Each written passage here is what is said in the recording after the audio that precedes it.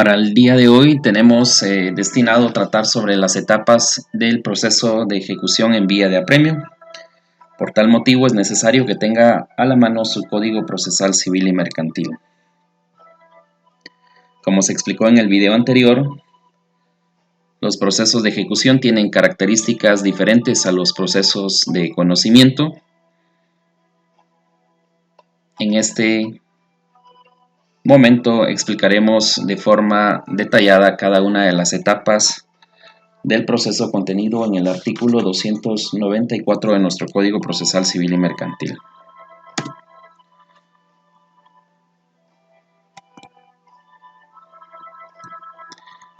Todo proceso de ejecución en la vía de apremio contiene ciertas etapas que debemos de considerar, las cuales se mencionan a continuación. El proceso inicia con una demanda. Posteriormente se le da audiencia al ejecutado por el plazo de 3 días. Puede existir la tasación. Más adelante veremos en qué casos la tasación no es necesaria en el ejecutivo vía de apremio. Deben realizarse publicaciones de dictos para el remate. También veremos en qué casos pueden no realizarse las publicaciones. La siguiente etapa es el remate, que hay en algunos casos que también verificaremos que no será necesaria la realización del remate. La liquidación, si hay bienes que fueron rematados, pues aparecerá una escrituración y posteriormente se le dará posesión del bien al adjudicatario o a la parte ejecutante, y de no hacerlo de forma voluntaria, pues se procederá al lanzamiento. Debe tomar en consideración que en esta clase de procesos, juicio ejecutivo en vía de apremio, la resolución final no es una sentencia. Veremos que la resolución final es un auto que aprueba la liquidación. En consecuencia, explicaremos de forma detallada cada una de estas fases. La demanda. La demanda en el juicio vía de apremio debe de cumplir con los requisitos generales de toda demanda, artículos 61, 106, 107 del Código Procesal Civil y Mercantil. Si la demanda es planteada por el representante legal de una persona jurídica, pues de conformidad con el artículo 45 del mismo código se debe justificar la personería adjuntando los documentos que acrediten la misma. Una característica indispensable en esta clase de procesos es que la única prueba que se debe adjuntar a la demanda es el documento donde conste la obligación, más conocido como el título ejecutivo. Cuando hablamos de título ejecutivo, pues podría ser cualquiera de los enunciados en el artículo 294 de nuestro código. Cabe mencionar que los juicios ejecutivos para la vía de apremio sirven específicamente para cobrar una cantidad de dinero líquida y exigible. En consecuencia, la demanda debe cumplir con todos los requisitos que enunciamos. La única prueba que se debe adjuntar es el título ejecutivo, donde conste la obligación. Recuerda que la obligación debe contener una cantidad de dinero líquida y exigible. Es necesario mencionar que en este tipo de procesos los demás medios de prueba, tales como testigos, declaración de parte y todos aquellos adicionales enunciados en el artículo 128, pues devendrían impertinentes, pues lo único que se debe adjuntar es prueba documental que consiste en el título ejecutivo, sean certificaciones de la sentencia, de algún laudo arbitral o los testimonios debidamente registrados de las escrituras públicas. Debe tomar en consideración que al plantear la demanda debe aplicar de forma correcta las reglas de competencia por cuantía para poder determinar qué juez debe conocer del juicio ejecutivo en vía de apremio. Entonces, recuerde los acuerdos de la Corte Suprema de Justicia 2 y 37 2006 que nos indican el monto de la cuantía que conocen los jueces de paz. Adicionalmente a eso, debe aplicar las normas contenidas en el Código Procesal Civil y Mercantil, que van desde el artículo 7 hasta el artículo 9, que data específicamente de las reglas de cuantía.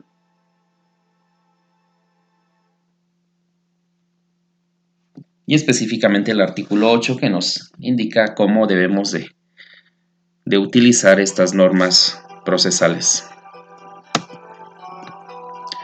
Una vez que se presente la demanda con todos sus requisitos de ley, se presentará ante el juez competente, el mismo calificará el título ejecutivo.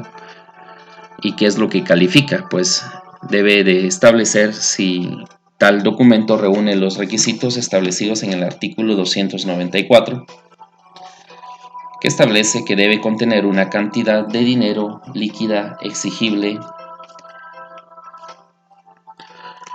Hablamos de exigibilidad cuando el plazo haya vencido o que la condición contenida en el documento se haya verificado. Una vez que se determine que sí cumple con los requisitos establecidos en la ley, el juez dictará una resolución en la que despachará mandamiento de ejecución ordenando el requerimiento y embargo de los bienes del ejecutado o demandado. Cuando hablamos de embargo, debe recordar las clases de embargo que analizamos en su momento, tales como embargo de bienes muebles, bienes inmuebles, embargo de créditos, embargo de salarios. A eso nos referimos específicamente. Debe tomar en consideración lo siguiente. No es necesario el requerimiento ni embargo cuando exista una hipoteca, ¿sí? Si su título ejecutivo consiste en un testimonio de escritura pública que contiene contrato de mutuo con garantía hipotecaria, que el mismo esté debidamente inscrito en el registro de la propiedad, de conformidad con el artículo 297 de nuestro Código Procesal, no será necesario el requerimiento ni embargo cuando exista hipoteca. Pues como lo indican, no será necesario el requerimiento ni embargo si la obligación estuviere garantizada con prenda o hipoteca. Recuerda usted que en clases anteriores se indicó que el trámite de la ejecución de la prenda pues está confinado a lo que establece la ley de garantías mobiliarias, pues hoy día todo lo que se consideraba prenda en el Código Civil yace en las garantías mobiliarias. Entonces, preste bastante atención y subraye el artículo 297, segundo parágrafo, donde indica que no será necesario el requerimiento ni embargo de bienes cuando exista hipoteca, ¿sí? Debe quedar bastante claro. Si su título ejecutivo es un primer testimonio de escritura pública que contiene un contrato de mutuo con garantía hipotecaria que esté debidamente registrado, usted en la demanda no solicitará embargo de bienes, no solicitará embargo de cuentas bancarias, embargo de salarios o embargo de otros bienes, porque deviene improcedente, de conformidad con el párrafo del artículo 297 antes indicado. Una vez el juez haya verificado o calificado el título, dictará la resolución, que es un decreto, dándole trámite a la ejecución, le notificará al ejecutado, ¿sí?, recuerda el derecho de defensa, es necesario que se le haga la notificación al demandado de la ejecución. Esta notificación puede ser de 3 clases: de forma personal, tal como lo menciona el artículo 66 de nuestro Código Procesal Civil y Mercantil, 66 y 67. Puede realizarlo por cédula, como lo establece el artículo 299. Despachado el mandamiento de ejecución, si el deudor no fuere habido, se hará el requerimiento y embargo por cédula, aplicándose las normas relativas a las notificaciones. Y esta es una particularidad de los juicios ejecutivos en vía de apremio, que las notificaciones pueden realizarse a través de la publicación de un edicto en el Diario de Centroamérica. Pero ¿cuál es el fundamento legal de que se le pueda notificar al ejecutado a través de una publicación en el Diario de Centroamérica? El fundamento legal lo encontramos específicamente en el segundo párrafo del artículo 299 del Decreto Ley 107. Si no se supiere el paradero del deudor ni tuviere domicilio conocido, se harán el requerimiento y embargo por el diario oficial y surtirán sus efectos desde el día siguiente al de la publicación. En este caso se observarán además lo dispuesto en el Código Civil respecto de ausentes. Cabe mencionar que si la ejecución la inicia un banco, el artículo 107 de la Ley de Bancos y Grupos Financieros pues también nos habilita la opción de realizar la publicación del edicto para dar notificado al demandado. A continuación le haré una proyección de cómo es una notificación por medio de edicto publicado en el Diario de Centroamérica. Muy bien, estamos viendo en esta imagen la publicación del edicto de notificación, ejecución vía de apremio.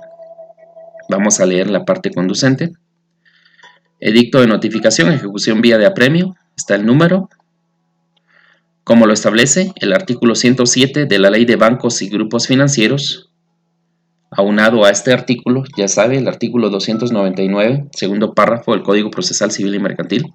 Por este medio se notifica, está el nombre de la persona, de la ejecución de la vía de apremio promovida por Banco Industrial, Sociedad Anónima, y menciona todos los datos.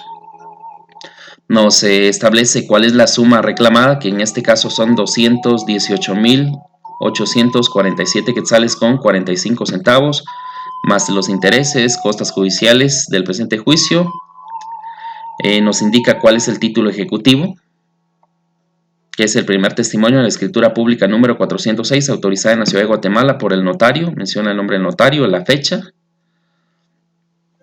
Nos indica cuándo se admitió para su trámite el proceso de vía de apremio. Se admitió para su trámite la demanda en vía de apremio, nos indica la fecha de la resolución. Se hace saber a la parte ejecutada que dentro del tercero día, más uno por razón de la distancia, interponga las excepciones conforme la ley de la materia, previniéndole señalar lugar para recibir notificaciones dentro del perímetro legal. Caso contrario, se le notificará por los estrados del juzgado. Asimismo, se le hace saber las siguientes resoluciones. O sea, es necesario indicarle las resoluciones que se le están notificando. Y al final tenemos esta parte, y para los efectos de notificación a la parte ejecutada se hace la presente publicación, Guatemala 13 de enero del 2020. Vea, es una notificación reciente. Está el nombre del juzgado, que es un juzgado sexto de primera instancia del ramo civil, y el nombre de la jueza. Entonces, usted debe conocer que en los procesos de ejecución existe la particularidad de poderle notificar al demandado a través de la publicación de un edicto en el Diario de Centroamérica. y específicamente estamos viendo un caso real de esa publicación que se le denomina el edicto de notificación de la vía de apremio.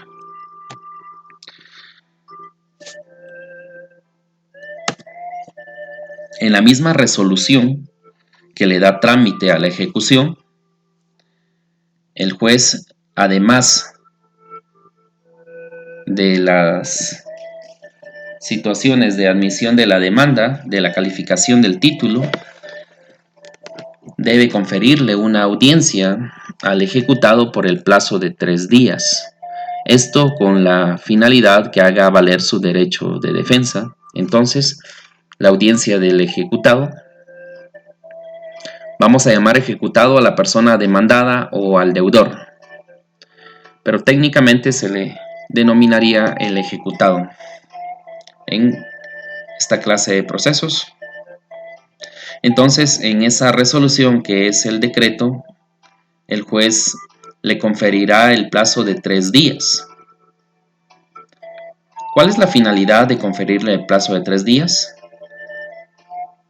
Es para que haga valer su derecho de defensa. ¿Y qué derechos o qué medios de defensa puede utilizar el ejecutado en esta clase de procesos? Nuestro artículo 296 del decreto ley 107, específicamente en su segundo párrafo, es bastante claro al indicar cuáles son los únicos medios de defensa que admite que utilice el ejecutado dentro de estos 3 días, y se concreta a excepciones que destruyan la eficacia del título. Aquí debemos dejar algo claro. Si bien es cierto, usted en su estudio general de ciencia procesal ha conocido que las excepciones pueden denominarse excepciones previas o dilatorias, excepciones perentorias y, por otro lado, excepciones mixtas. En el caso de este proceso, no hace distingo entre esas clases de excepciones, simplemente les llama excepciones. Entonces, si usted está asesorando al demandado o al ejecutado, no deberá indicar en su memorial de oposición, porque esto se hace por escrito. Su memorial de excepciones no debe indicarle, por ejemplo, interpongo excepción previa de litispendencia, por ejemplo, o interpongo excepción perentoria de pago, porque si usted lo hace de esa forma, los jueces le podrán rechazar su memorial porque no cumple con los artículos establecidos en el Código Procesal, que es el artículo 296, específicamente en el segundo párrafo. Entonces, únicamente la llamará excepciones. ¿Y cuáles son estas excepciones que usted puede utilizar? Serán las del artículo 116 del Código Procesal, serán las excepciones perentorias, serán las excepciones mixtas, como le indiqué, únicamente le llamará excepciones. Las excepciones más comunes en esta clase de proceso que utilizamos son las siguientes. El mismo artículo 296 en el primer párrafo le indica que los títulos, o sea, los títulos ejecutivos contenidos en el artículo 294 pierden su fuerza ejecutiva por el paso del tiempo. Si la obligación estuviera garantizada con prenda o hipoteca, perderá su eficacia a los 10 años. Y si la obligación fuere simple, hablamos de una obligación simple cuando no está garantizada con prenda e hipoteca, pierde su fuerza ejecutiva a los 5 años, perdón. Entonces, ¿a qué se refiere ese artículo 296? Se refiere a la prescripción.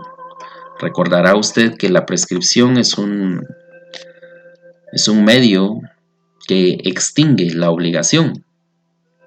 También recordará usted que las hipotecas, de conformidad con el artículo 856 del Código Civil, prescriben por el transcurso de 10 años contados después del vencimiento del plazo. Imagínese lo siguiente: su su amigo realizó un préstamo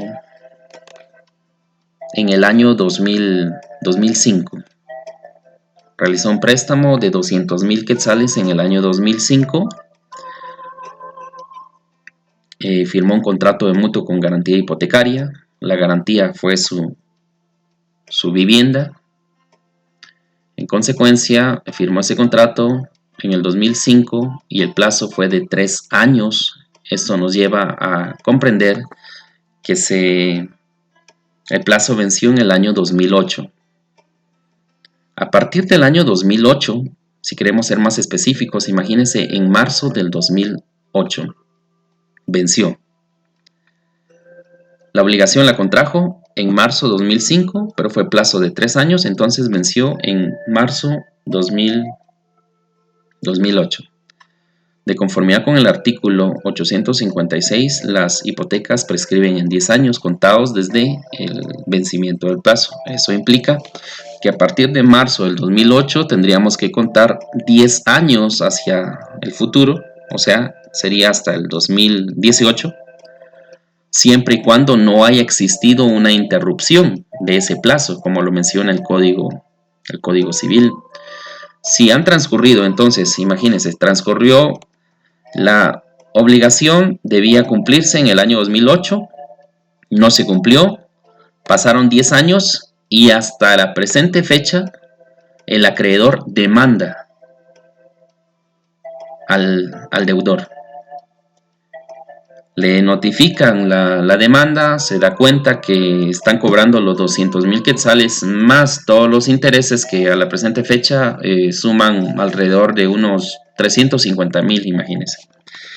Si usted utiliza bien el artículo 296, primer párrafo, al momento de defender al ejecutado dentro de los 3 días, usted plantearía una excepción de prescripción, en la cual detallaría las fechas en las que se contrajo la obligación, cuál fue el plazo y cuándo venció. En consecuencia, ya ha prescrito, no hay materia para que le puedan cobrar. Entonces, ahí podría entrar una excepción, utilizando el artículo 296, que lo tenemos que concatenar con la ley sustantiva, que es el Código Civil 896.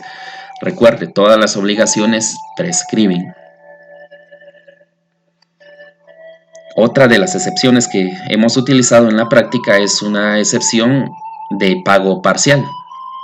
Imagínense que le estén reclamando que usted da deuda cierta cantidad de dinero, pero resulta que no es de esa manera.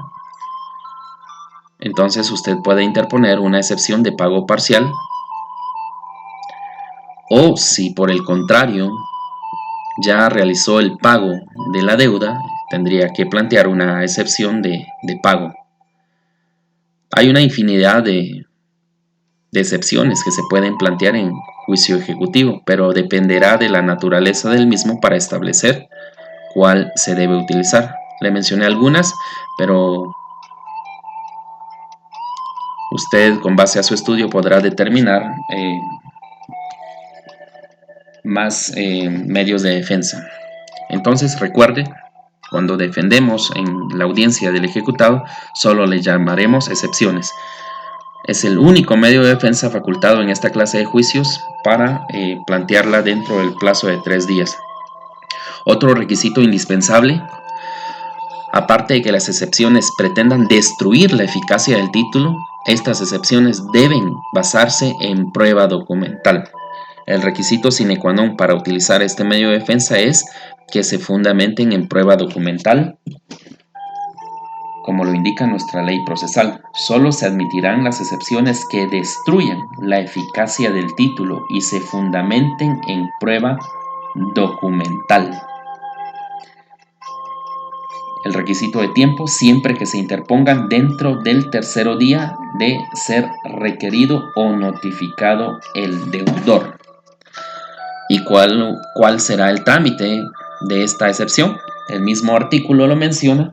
Las excepciones se resolverán por el procedimiento de los incidentes. O sea, se está refiriendo al procedimiento establecido en la ley del organismo judicial del artículo 135 al 141.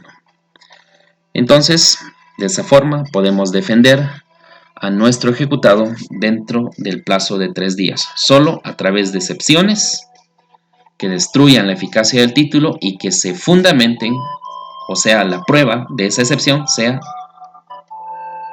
documentos.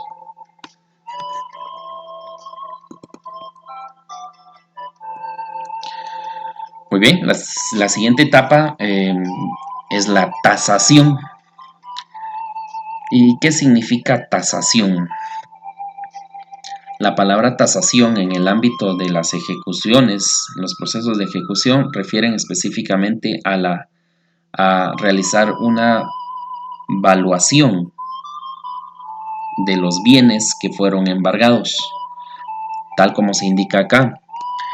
Aplicación: fijar la base por la cual saldrán los bienes embargados para la subasta pública. ¿En qué momento solicitamos la tasación? Después de practicado el embargo. ¿De qué embargo? Bienes muebles e inmuebles. Y note lo siguiente, para que no se confunda en la práctica. No aplica tasación, no aplica en embargo de salarios o cuentas bancarias. No aplica la tasación si se embargaron salarios o cuentas bancarias, pues es lógico que los salarios no serán susceptibles de evaluación y las cuentas bancarias tampoco. Solo si se trabó embargo sobre bienes muebles e inmuebles, aplica la tasación y es realizada por un experto evaluador debidamente registrado en el Ministerio de Finanzas Públicas en DICADI. Veamos específicamente cuándo no aplica la tasación. En el primer supuesto, cuando se ha convenido el precio de base del remate,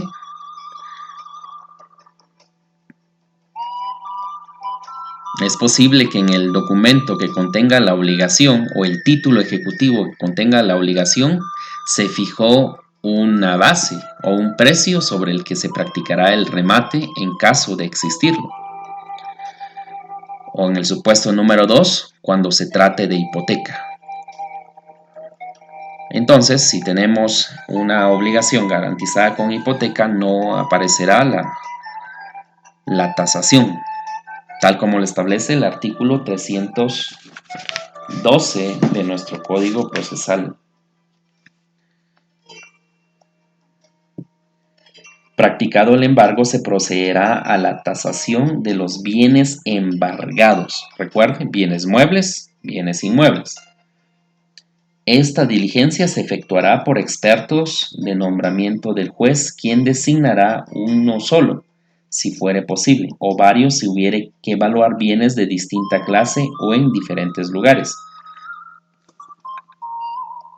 Específicamente, el segundo párrafo del 312, la tasación se omitirá, o sea, no se llevará a cabo esta etapa.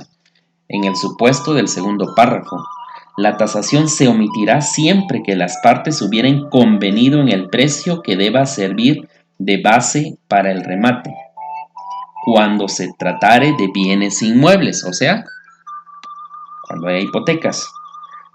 Podrá servir de base a elección del actor el monto de la deuda o el valor fijado en la matrícula fiscal para el pago del impuesto territorial. Entonces, no procede tasación cuando hay embargo de cuentas bancarias o sueldos. Tal como lo indiqué con antelación, no existe, no es viable realizar una tasación que es sinónimo de evaluar los bienes cuando el embargo haya recaído sobre cuentas bancarias o sueldos. Muy bien. La siguiente etapa pues nos lleva a la publicación de edictos para el remate. ¿Y qué es un edicto? Un edicto es un anuncio que se le da a la población para que si tuviesen algún interés del bien que se pretenda rematar, pues tendrán que comparecer ante el juzgado correspondiente.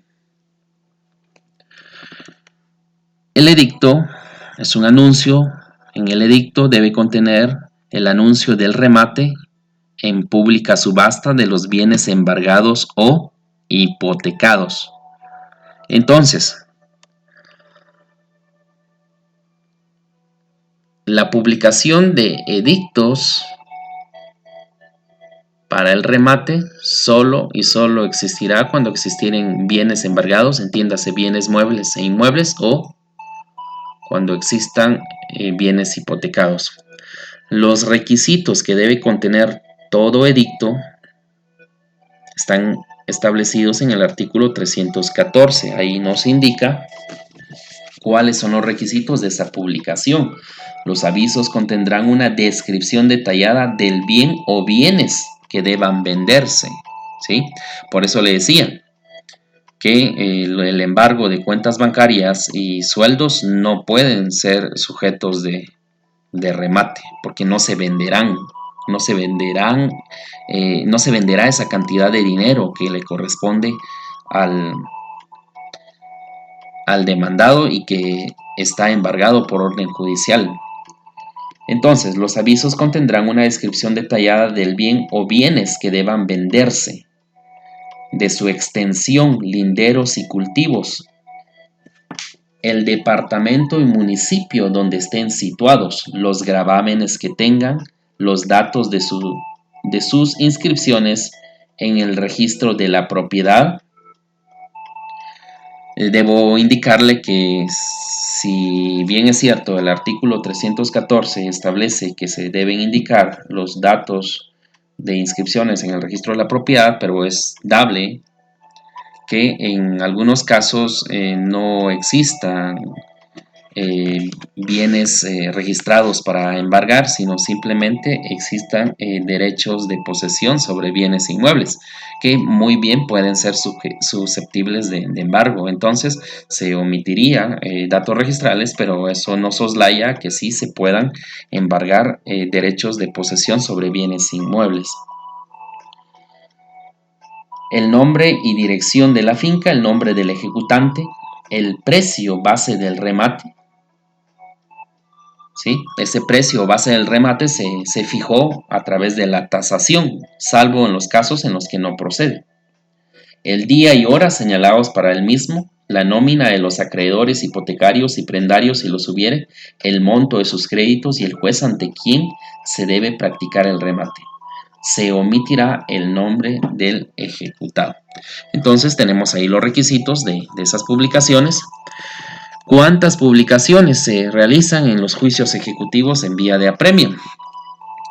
Pues como lo establece nuestra ley, se realizarán publicaciones en el Diario de Centroamérica, que son 3 publicaciones.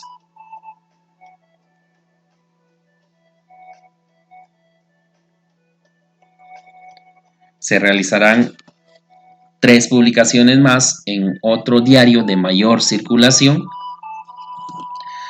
Se publicará un edicto en los estrados del tribunal y otro edicto en el juzgado de paz del lugar donde se encuentre el bien.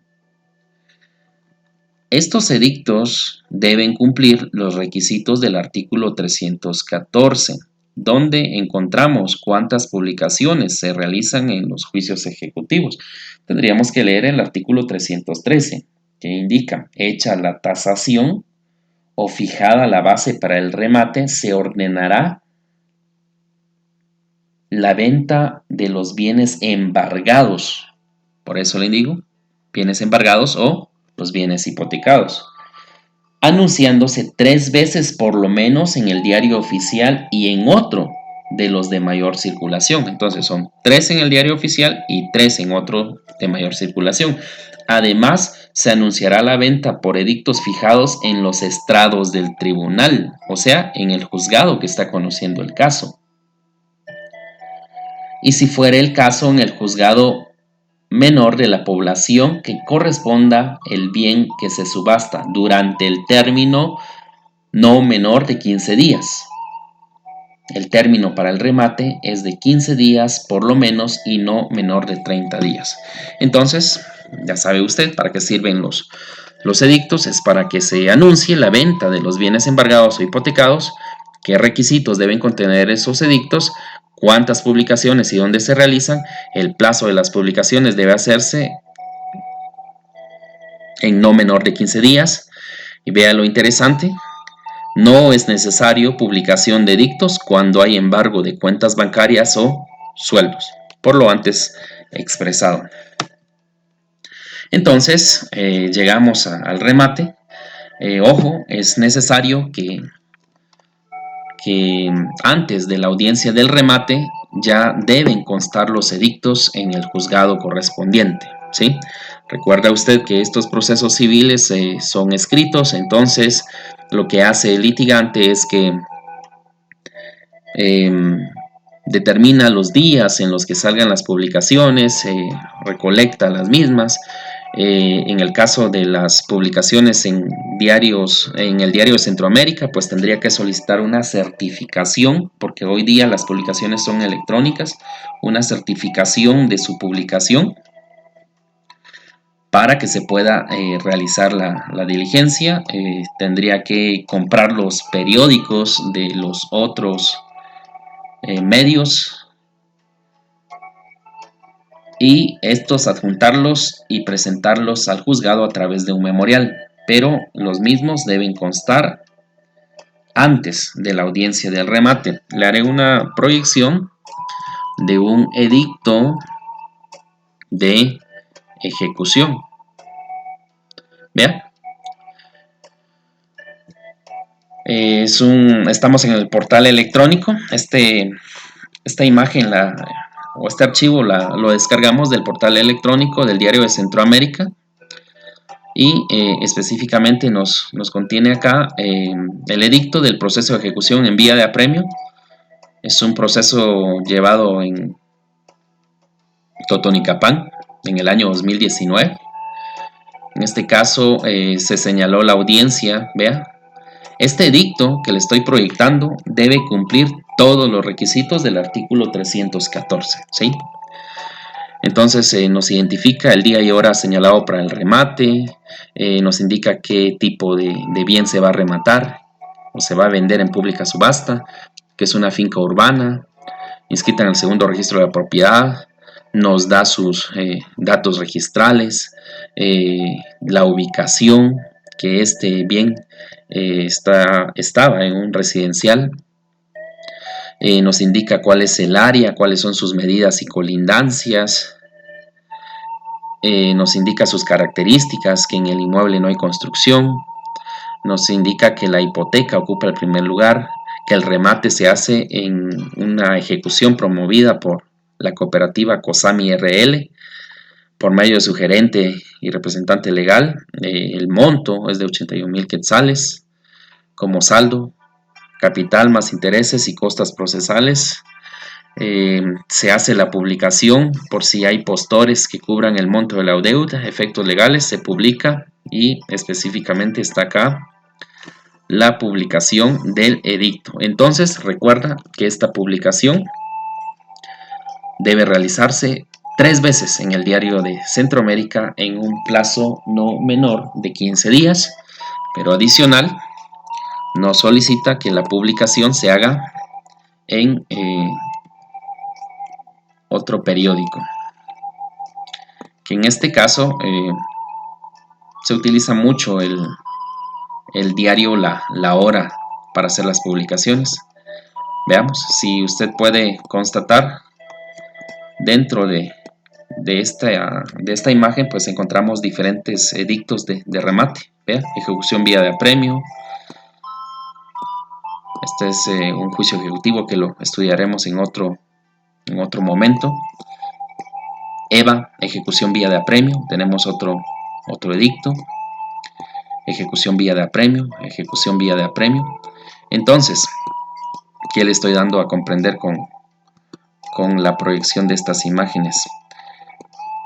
es que es necesario que estas publicaciones se realicen antes de la audiencia del remate, 3 en el diario de Centroamérica, 3 en otro diario de mayor circulación, en un plazo no menor de 15 días,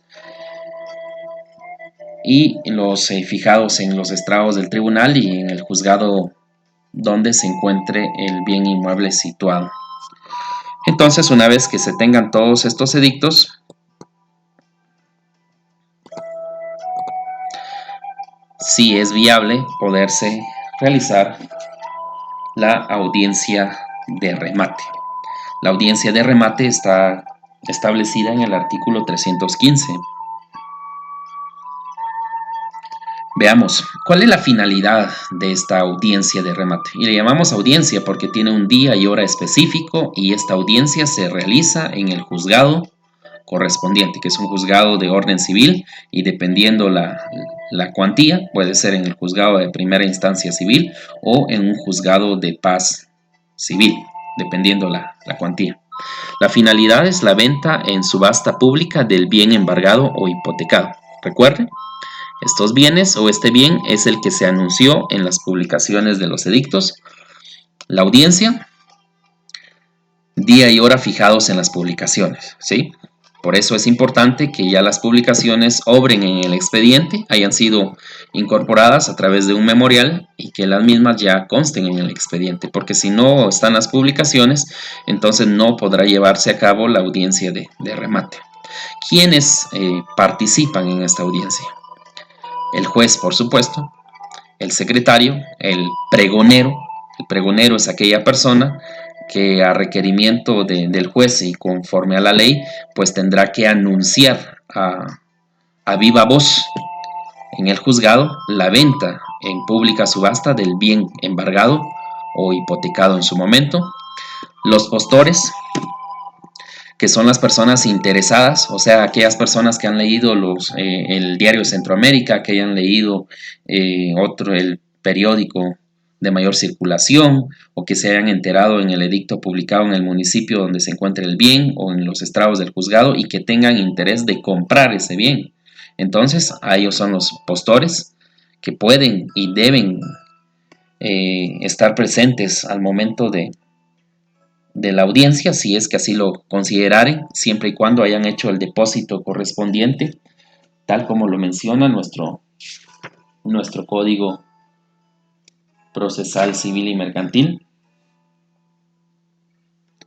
Entonces, repasando los participantes en la audiencia, el juez, obligatoriamente tiene que estar el juez, obligatoriamente el secretario, obligatoriamente el pregonero.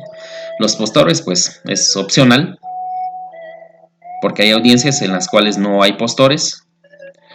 Los litigantes, tendría que estar presente la parte actora. En algunos casos, la parte ejecutada o demandada, pues no sea persona de esta audiencia. Y sus abogados son los participantes de la audiencia. El artículo 315 nos tiene esta audiencia e indica lo siguiente: el día y hora señalados, el pregonero del juzgado anunciará el remate y las posturas que se vayan haciendo. Cuando hablamos de las posturas es porque efectivamente sí se apersonaron interesados a comprar ese bien, de las cuales el secretario tomará nota. Cuando ya no hubiere más posturas, el juez las examinará y cerrará el debate declarándolo el remate, declarándolo fincado en el mejor postor, y lo hará saber por el pregonero. De todo esto se levantará un acta que firmará el juez, el secretario, el rematario, los interesados que estén presentes y sus abogados. Solo se admitirán postores que en el acto de la subasta depositen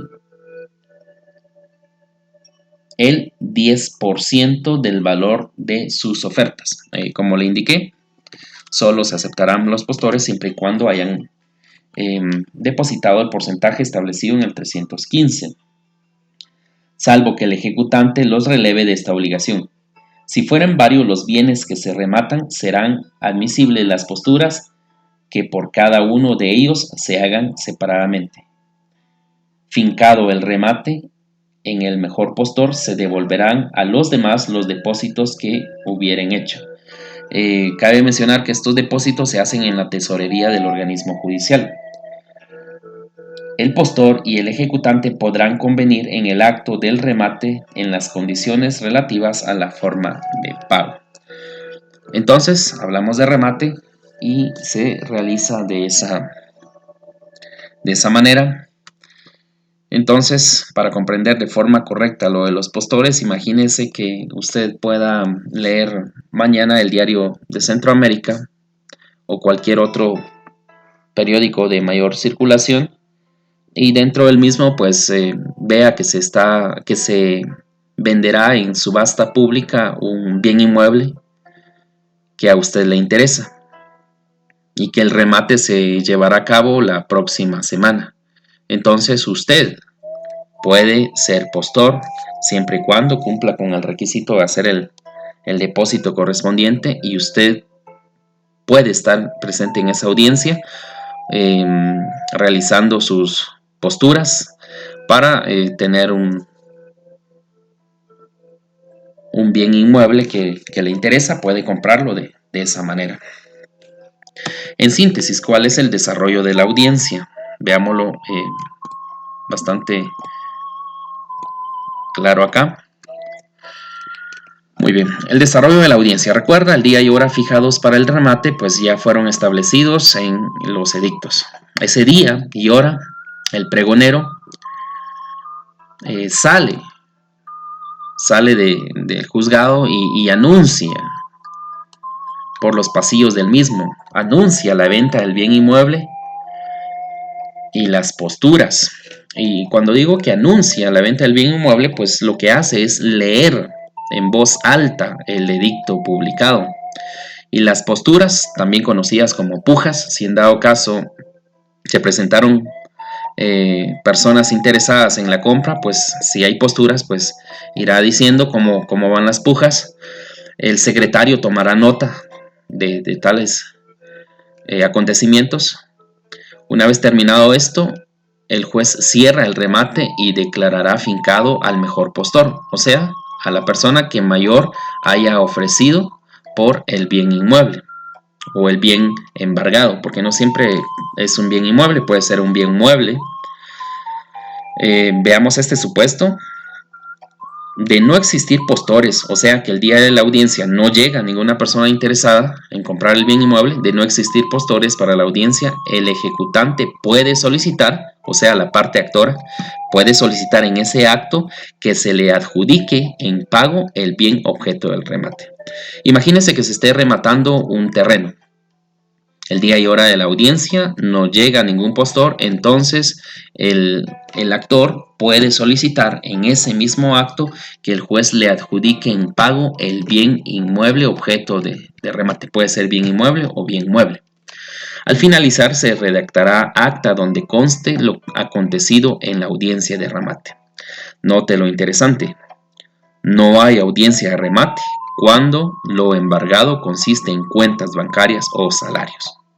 Como le he venido explicando, no hay audiencia de remate en estos casos. Entonces, en síntesis, cuando hay embargo de cuentas bancarias o salarios, no hay tasación, no hay publicaciones y no hay remate. Simplemente se tendría que aplicar lo que establece el artículo 320 del Código Procesal. Si el embargo se hubiera trabado en dinero efectivo o depósitos bancarios, al estar firme el auto que apruebe la liquidación, el juez ordenará que se haga pago al acreedor. Entonces, espero que le haya quedado claro esto para que no confunda los términos en la vía de apremio. Una vez terminado el remate, viene otra etapa, como lo establece el artículo 319. Que es la etapa de la liquidación.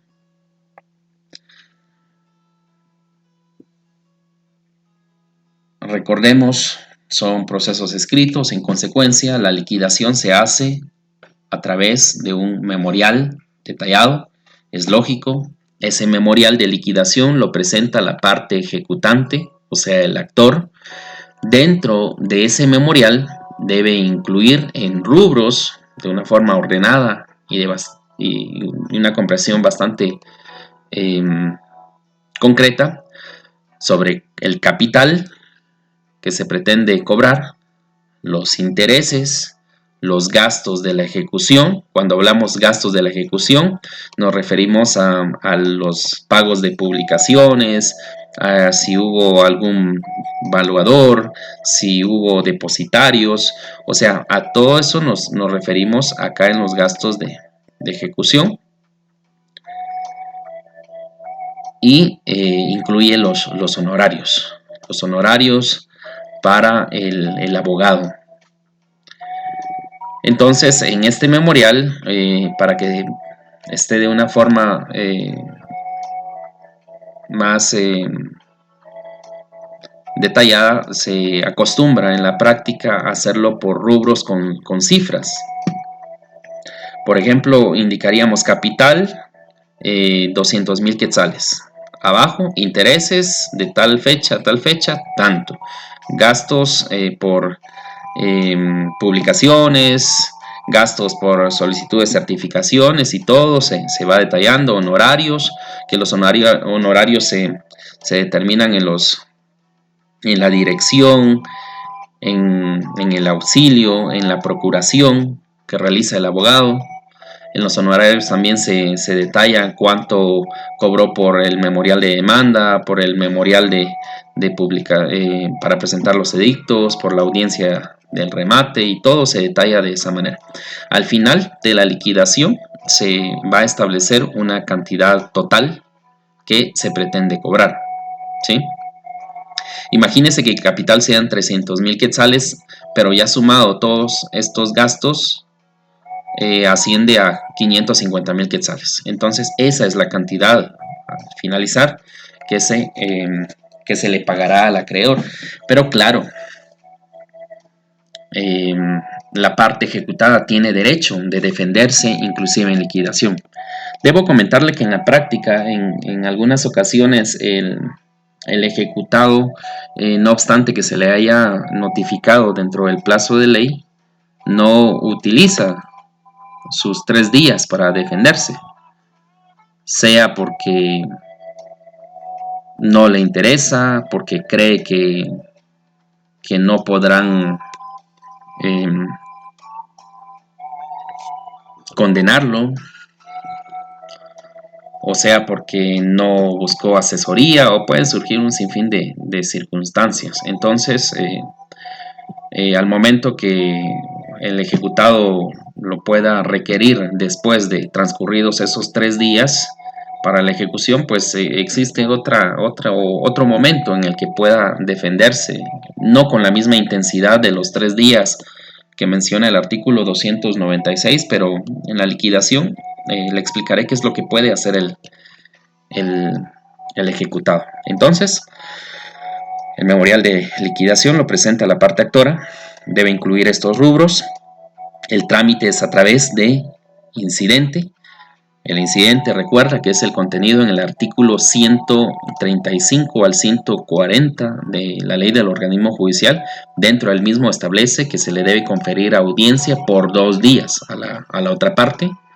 O sea, nos referimos que una vez que se presente el memorial de liquidación, el juez lo admitirá para su trámite y en esa resolución le confiere audiencia al ejecutado por el plazo de 2 días para que se manifieste a la liquidación.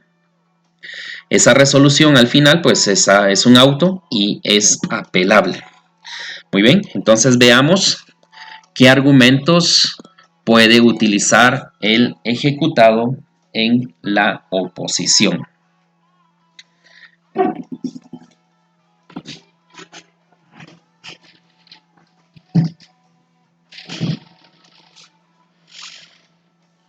Específicamente nos encontramos en que el ejecutado, dentro del incidente, puede no estar de acuerdo con los rubros que haya consignado la parte actora.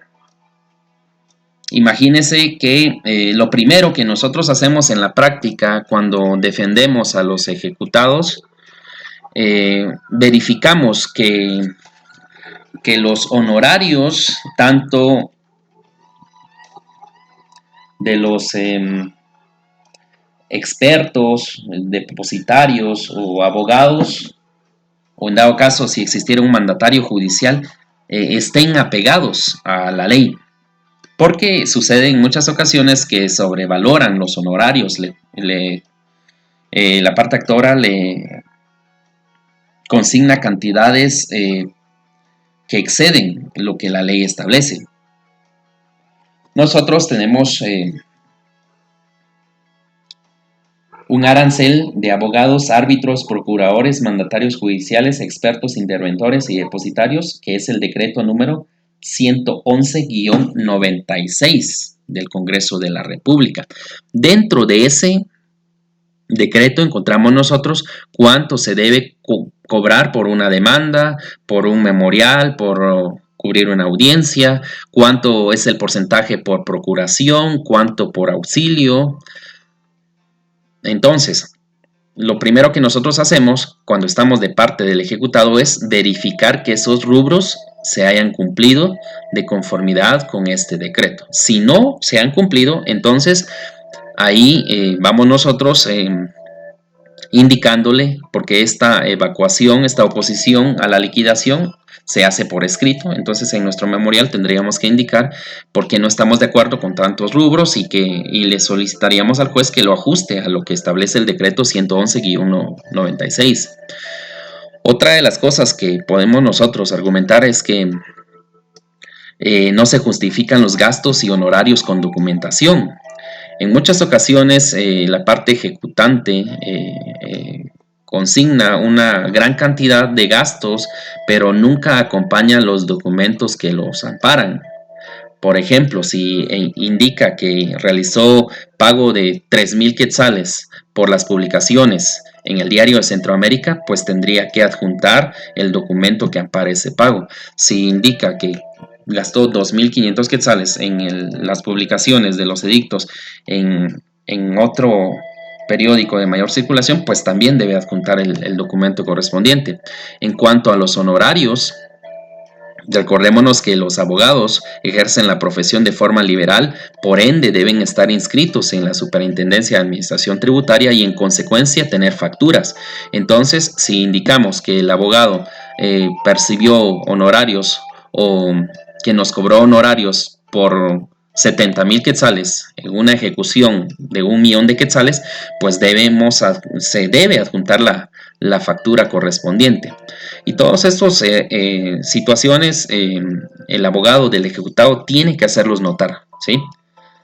Para que el objetivo es que se disminuya la cantidad que le están requiriendo pagar al acreedor.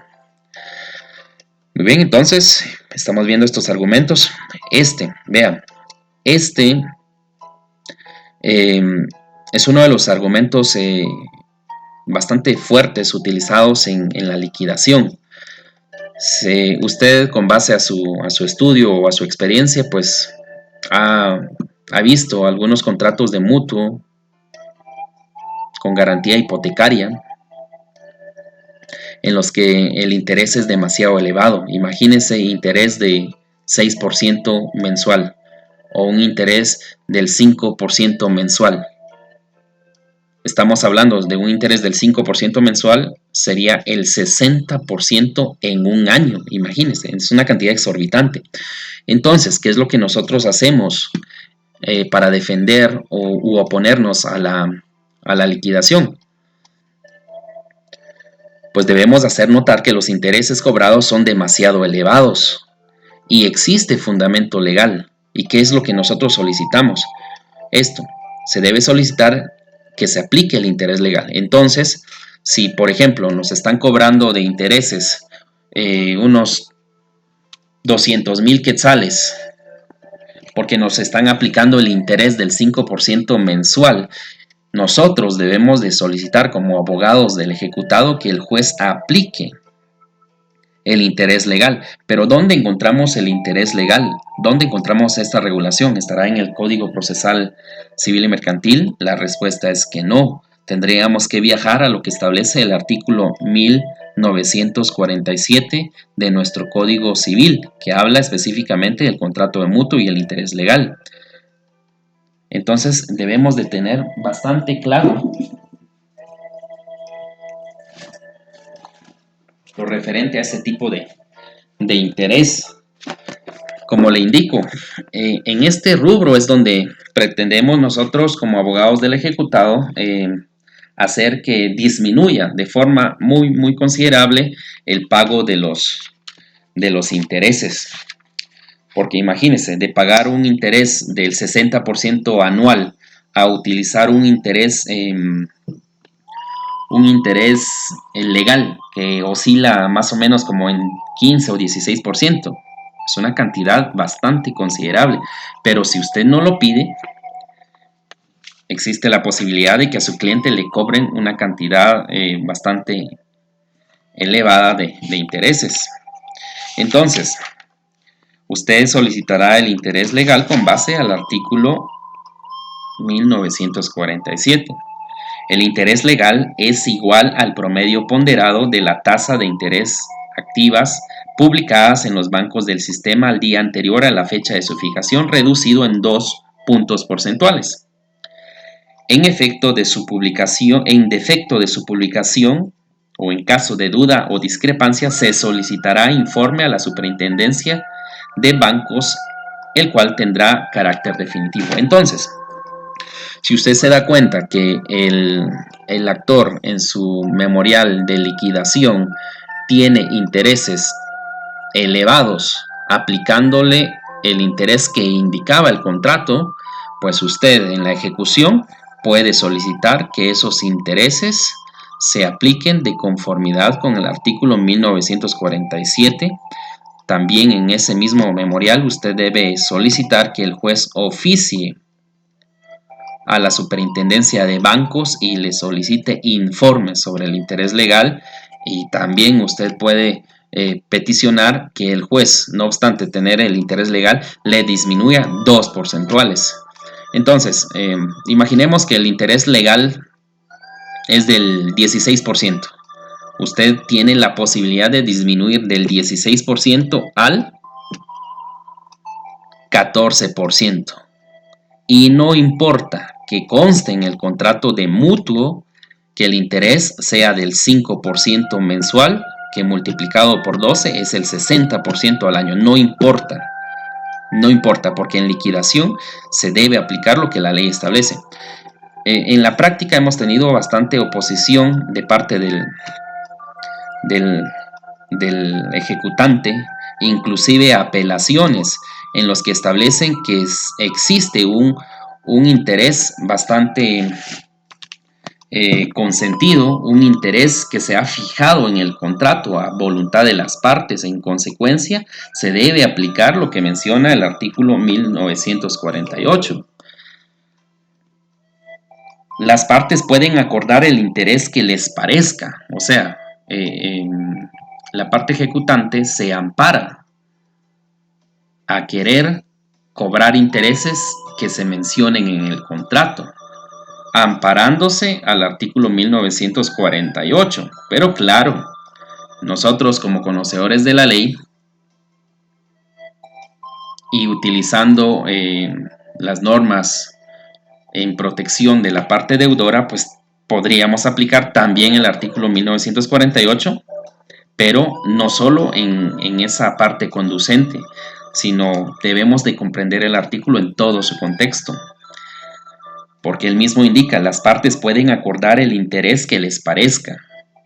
O sea, pueden acordar un interés del 5% mensual, sí, 6% también, pero eso no significa que se tenga que pagar de esa misma manera en la ejecución, porque el mismo artículo establece cuando la tasa de interés pactada sea manifiestamente desproporcionada con relación al interés corriente en el mercado, o sea, nos estamos refiriendo al interés legal del artículo 1947, el juez podrá reducirlo equitativamente tomando en cuenta la tasa indicada en el artículo 1947 y las circunstancias del caso.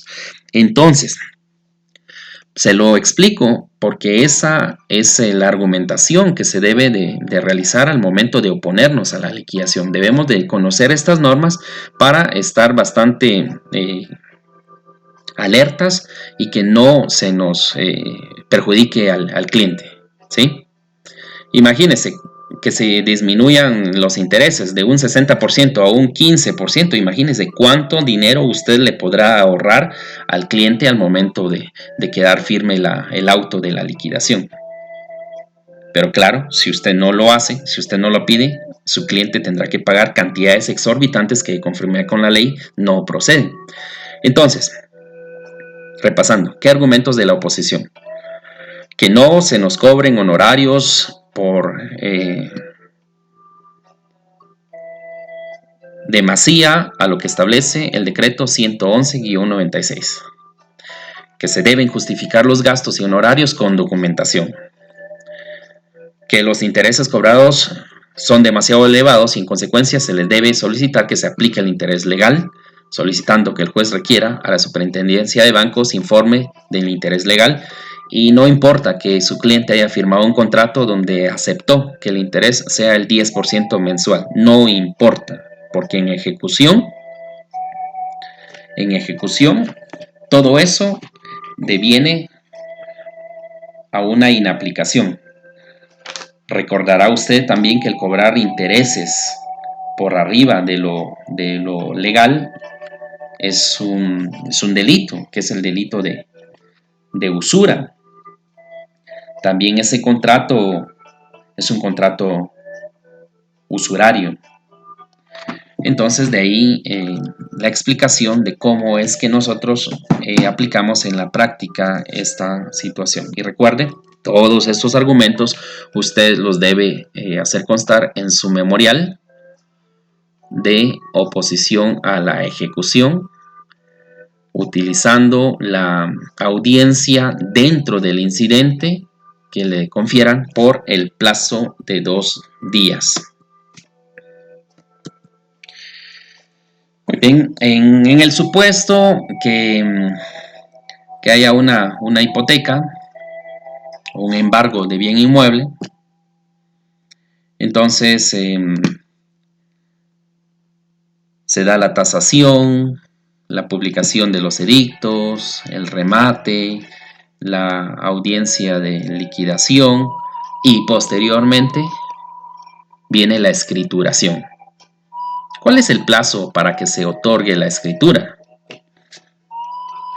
Según nuestra ley procesal, en el artículo 324, establece: llenado los requisitos correspondientes, el juez señalará al ejecutado el término de 3 días para que otorgue la escritura traslativa de dominio. Entonces el juez emitirá una resolución en la que se le conferirá el plazo de 3 días al ejecutado para que él de forma voluntaria firme la escritura traslativa de dominio. Claro, lo va a percibir que si él no lo hace dentro de ese plazo de forma voluntaria, vea lo interesante, el incumplimiento. ¿Qué pasa? El juez otorga la escritura traslativa de dominio. ¿Esto qué significa? Pues que el juez firmará esa escritura en la que transferirá la propiedad del bien embargado o hipotecado a favor, ya sea del postor o de la parte ejecutante. ¿Quién realiza la escritura? Pues es un notario que designe el ejecutante. Aparte, usted sabe que los requisitos de las escrituras públicas están contenidas en el artículo 29, 31 del Código de Notariado, pero además de esto, la escrituración en materia del juicio ejecutivo, según nuestra ley, debe contener requisitos adicionales a los que ya mencioné del Código de Notariado. Pues específicamente en el 324, en la última línea, indica: en la escritura se transcribirán el acta de remate y el auto que apruebe la liquidación. Se transcribirán. ¿Eso qué significa? Que si dentro del acta hay números, si en el auto de la liquidación hay números, pues los mismos deben consignarse de esa manera. Y claro, o sea, cuando se transcribe tiene que colocarse dentro de comillas para que no haya ningún tipo de problema. Entonces, la escrituración es de esa manera, de conformidad con el artículo 324. Y nótese esto: no procede, o sea, no hay escrituración cuando sea embargo de cuentas bancarias o sueldos, ¿sí? No hay escrituración.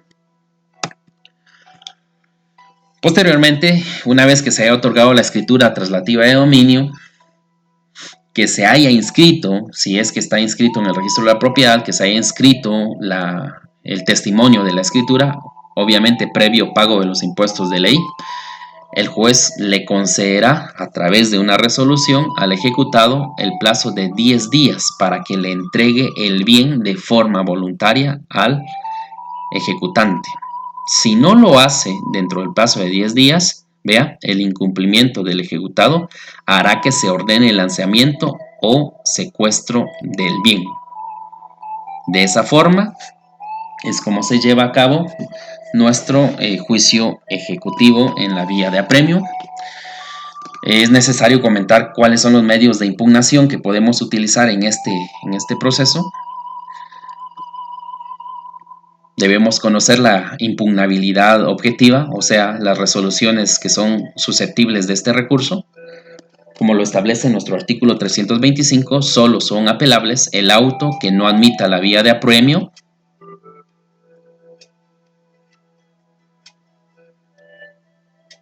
o el auto que apruebe la liquidación. Recuerda usted que el auto que aprueba la liquidación se tramitará en incidente. El mismo contendrá la cantidad exacta que se debe pagarle al acreedor, pero si el acreedor no estuviere de acuerdo con eso, puede apelar. Si por el contrario el ejecutado no está de acuerdo con esa cantidad, pues también puede apelar. La apelación se presenta de forma escrita, hay un plazo de 3 días, como lo menciona el artículo 602 del Código Procesal Civil. ¿Ante qué autoridad presentamos el memorial de apelación? Es ante el juzgado que conoció en primera instancia. Es ante esa autoridad. Si es un proceso ejecutivo conocido por un juzgado de paz, pues también se tendrá que presentar ante ese órgano jurisdiccional, ¿sí? Entonces, dependiendo de la cuantía, así será la autoridad que conocerá el proceso y en consecuencia ante la cual se presente el recurso de apelación. Además de la apelación, usted como estudioso de ciencia procesal debe conocer que se pueden utilizar todos los remedios procesales establecidos en la ley durante la tramitación del proceso. Usted puede utilizar la aclaración, la ampliación, la revocatoria y la nulidad, dependiendo las circunstancias de cómo se vaya gestando este trámite. Puede utilizarlos de muy buena manera. Entonces, con lo anterior le he explicado de forma concreta cuáles son las etapas de nuestro proceso ejecutivo vía de apremio. Las vamos a repasar brevemente. Vea, la demanda, habrá una audiencia del ejecutado. Todos los que tienen asteriscos acá es porque en algunos casos no se llevan a cabo, ¿sí? Específicamente cuando hay embargo de bienes, cuando hay embargo de cuentas bancarias o embargo de sueldos. No se llevan a cabo estos, por eso están con asterisco. Pero imaginémonos que sea un bien inmueble embargado. Entonces hay una demanda, hay audiencia al ejecutado, está la tasación, que solo surge en algunos casos, publicaciones de edictos, también en algunos casos, el remate, también en algunos casos, obligatoria la liquidación. La escrituración, pues depende si son bienes inmuebles embargados o hipotecados, pues existirá la escrituración y la posesión del bien inmueble. Recuerde que si lo embargado es dinero o cuentas bancarias, se tiene que aplicar lo establecido en el artículo 320. De esa cuenta es como hemos explicado el trámite de las diferentes etapas de nuestro proceso en vía de apremio. Para terminar de comprender esto, veamos un pequeño ejemplo. Julio Aguilar Pérez obtuvo un préstamo por la cantidad de 300,000 quetzales de parte de Carmen Lucía Antúnez. ¿Sí? Fue un préstamo de 300,000 quetzales con fecha 5 de marzo del 2018, el plazo de 2 años por un interés del 5% mensual, según consta en el contrato de mutuo con garantía hipotecaria sobre la finca, propiedad de Julio, número 4511, folio 45, libro 25E, Quetzaltenango. La escritura fue autorizada por el notario X en el municipio de San Juan Ostucalco, departamento de Quetzaltenango. El testimonio de esa escritura fue debidamente inscrito en el segundo registro de la propiedad. Entonces, aquí tenemos la obligación contraída. Veamos la fecha. 5 de marzo del 2018, plazo a 2 años. Entonces, venció esto el 4 de marzo del 2020. Estamos en abril. En consecuencia, ya debió pagar Julio la totalidad. Veamos qué fue lo que sucedió. A la presente fecha, o sea, al día de hoy, Julio no ha pagado. Por tal motivo, Carmen acude a usted para demandar lapsus calami. En consecuencia, la señora Carmen acude a usted para demandar a su deudor, para demandar al señor Julio, ya que no ha pagado, le ha cobrado de forma reiterada y él se niega a pagar. Lo importante es que hay una hipoteca que está inscrita, entonces va con usted y le plantea el caso y usted le indica no se preocupe. Él le preguntará qué documentos necesito, entonces usted tiene que pensar cuál es su título ejecutivo.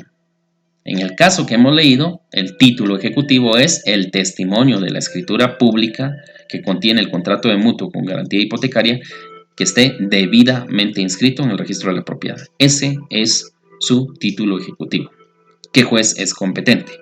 Claro, veamos cuál es la cantidad. 300,000 quetzales. Bueno, si usted conoce las normas de competencia, entonces determinará que el juez competente no puede ser un juez de paz, porque excede la cuantía que ellos tienen facultad de conocer. Entonces nos vamos directamente al juez de primera instancia civil de Quetzaltenango. ¿Por qué Quetzaltenango? Porque la obligación se contrajo en el municipio de San Juan Ostucalco, Quetzaltenango. Entonces, por la cantidad sería el juez de primera instancia civil de Quetzaltenango. Por el contrario, si la cuantía fuera menor, imagínense que sean 15,000 quetzales o 20,000 quetzales, entonces podríamos considerar que conozca un juez de paz. Respondiendo entonces, ¿qué juez es el competente en este ejemplo? El juez competente es el juez de primera instancia civil del departamento de Quetzaltenango.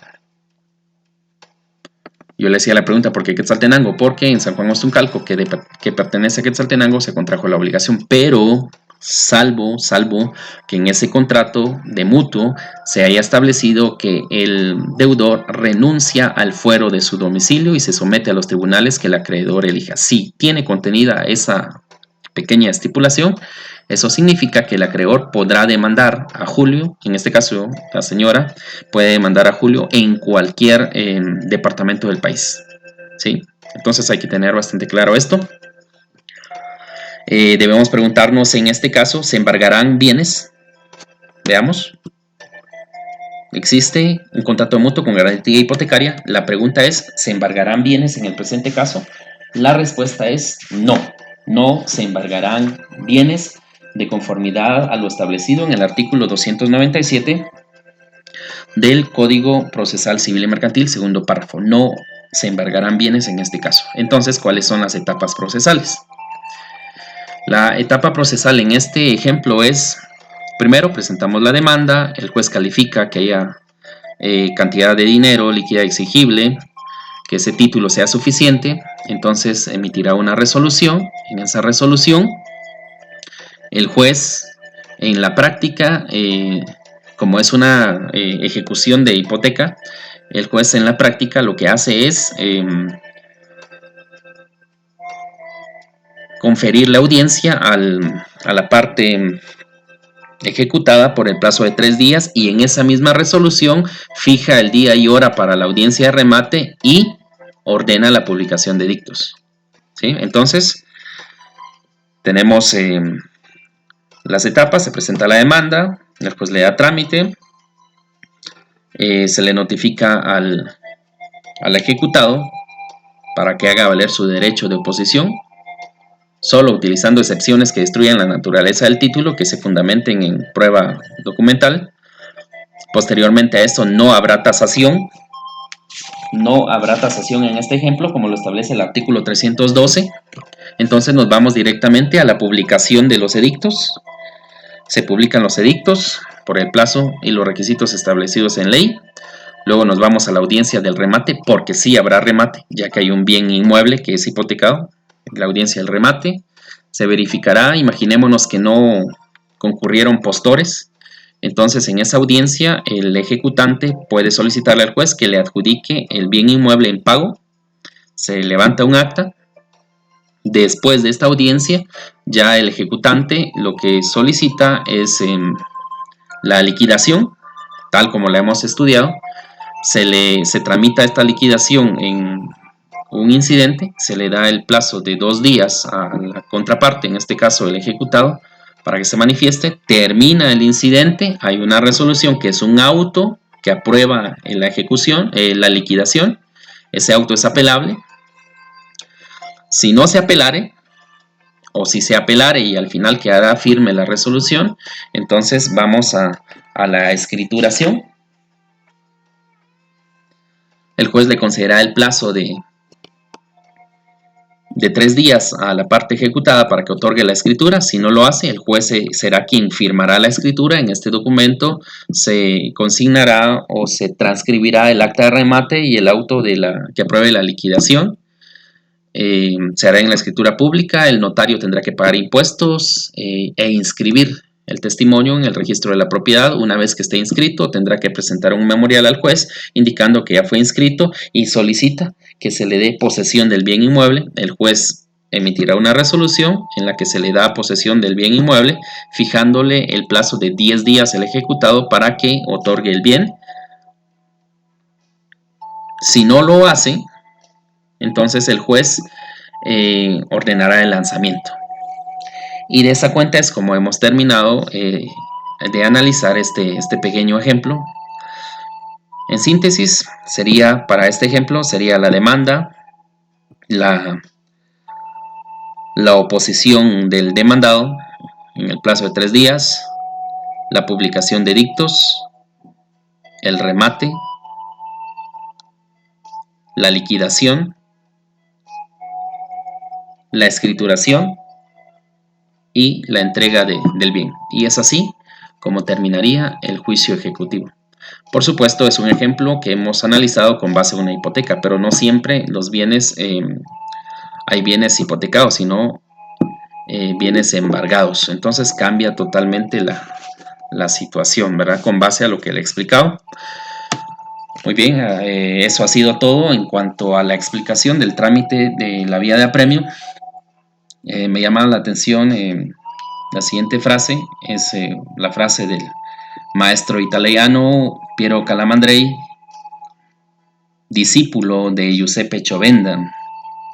Nosotros como abogados debemos de tener la templanza y la racionalidad suficiente para poder resolver y argumentar de forma correcta en el litigio. No debemos dejar que las emociones nos ganen. Quien se emociona pierde, ¿sí? La razón debe imperar sobre la emoción.